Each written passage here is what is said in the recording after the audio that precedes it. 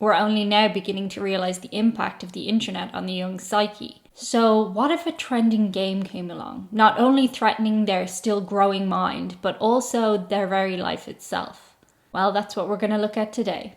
So, here we go.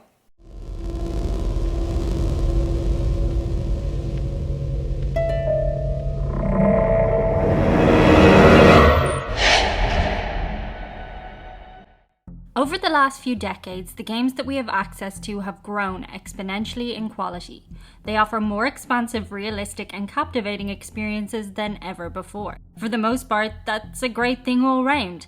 However, what if the events of the game take place in reality, ramping up in scale and asking more and more of the player until, before they know it, they're in grave danger? Well, this is exactly what the Blue Whale Challenge was. A game that would start small but eventually saw its players risk their lives. The Blue Whale Challenge is a phenomenon that originated in Russia back in 2016. The concept involves a series of tasks being assigned to the players by so-called administrators, also known as curators. The players are typically teens or people in their early 20s.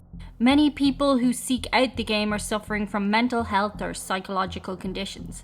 They're usually assigned 50 tasks over 50 days, which start small but get increasingly more dangerous the deeper you get. The players are groomed and nurtured tortuously. The pair find one another in a number of ways, using hashtags or finding chat spaces online to direct message. Early tasks start out on the level of simple dares.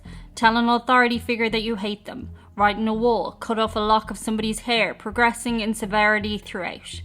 Unbeknownst to the naive players, early on the administrator will try to gain material to blackmail the participants. It can be anything from knowing their darkest secret to recording footage of the player in a compromising state, getting them to strip or break the law. Toward the final stage of this process, the players are told to perform death-defying stunts or self-harm, carving a blue whale picture into their skin with a sharp object for the administrator's entertainment. If the player refuses, they are threatened with exposure to their friends, family members, school, or jobs. Finally, the last game sees the participants told to take their own life. A so-called good administrator will have already driven them to want to do this without needing to tell them. Tragically, because these participants have been so wrapped up in the process and manipulated by this point, many people around the world, again mostly young people, have done so, all in the name of a game. There is some speculation as to why this phenomenon was named Blue Whale. Many believe that it's due to a song from a Russian band called Lumen. In one of their songs titled Big Blue Whale, the lyrics read, "Why do you scream when no one hears what we are talking about?" However, others believe that this is simply related to beaching. This is when a whale washes up on the shore and gets trapped on land, unable to survive in this climate. They choose to die. Their carcass then becomes a dangerous contaminant due to its bacteria and extreme size. The first instance of this challenge being recorded was in May 2016 in Russia.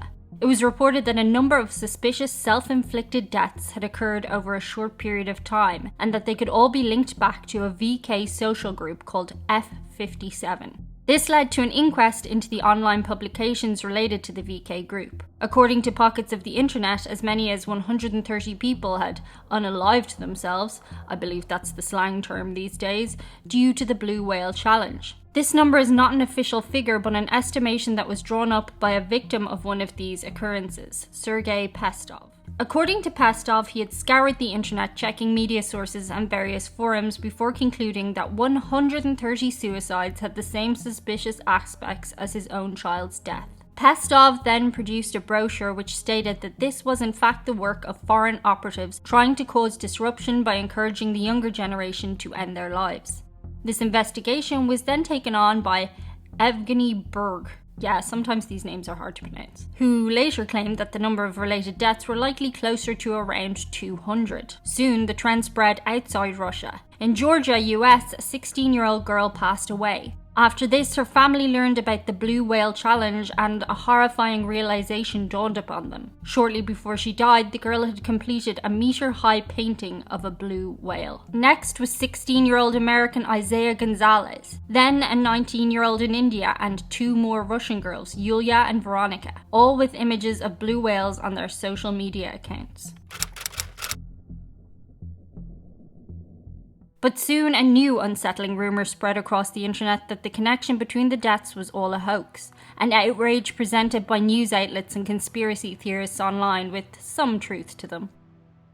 The Blue Whale game, it seems, is part urban legend, part tenuous connections. For example, an old picture of one of the girls with a dolphin was attributed to the earlier confirmation of it being a whale. It is believed that the original F-57 group was almost certainly a hyperbolized hoax, but it's possible that many copycat groups popped up as a result of the traction and attention the story received. The curators of these copycat groups were mostly children aged 12 to 14 who would be instructing other children around their age to do a series of dangerous and fatal tasks, perhaps not realizing the ramifications of their impact on real people's lives outside of their computer. For this reason, it's difficult to say where fact ends and fiction begins. This phenomenon began fizzling out in late 2017, but it's not far-fetched to concede that it's probably still lurking in some dark corner of internet forums today. While tracking down the original creators behind the terrible game was a near impossible job, one man confessed to a number of crimes potentially in order to be credited as the inventor of the game. Philip Budeikin, a 21-year-old psychology student, claimed to be the man behind the challenge and also claimed to be directly responsible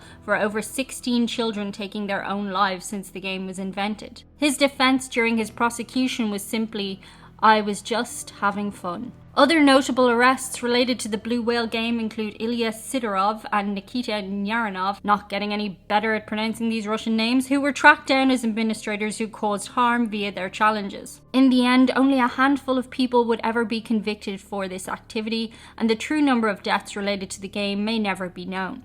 The Russian media are quite happy to say that this was all a hoax that got out of hand, but it's clear that this could have been a very serious operation indeed. We can hope that we never see the likes of this challenge ever again, but I suspect that's wishful thinking when there are so many prepared to watch other people's pain for pleasure. Never underestimate the dangers of social media, especially on unsupervised young minds. Let me know what you think below in the comments. Until we speak again, sending you good vibes.